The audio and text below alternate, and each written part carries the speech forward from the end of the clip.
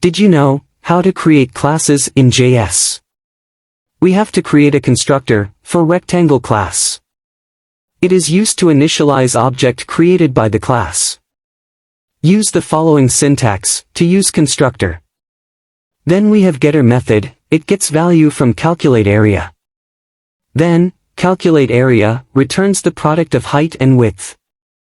Next one is generator method, which yields height and width passed to the constructor.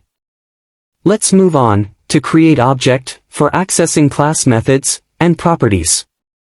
With help of new keyword, an object of rectangle class is created, with 10 as height and 10 as width passed to it.